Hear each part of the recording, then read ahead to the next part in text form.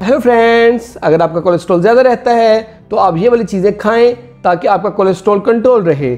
उसमें शामिल है चोकर, जिसे हम कहते हैं छान बूरा या भूसी, जो आटे में से निकलता है, उसका इस्तेमाल ज़्यादा करें। उसके अलावा नशास्ते वाला अजनास, जिसको हम दलिया कहते हैं, वो लेना है। सब्जियों और फल छिलका समेत लेनी, जिनका छिलका खाया जा सकता है। फलों का जूस, ताज़ा फलों का जूस लेना है। और इसके अलावा रोज़मर्रा ज़िंदगी में सलाद का इस्तेमाल और कच्ची सब्जियों का इस्तेमाल और फ्रूट्स का इस्तेमाल करना है। दालें, फलियां और चने छिलके समेत लेने हैं।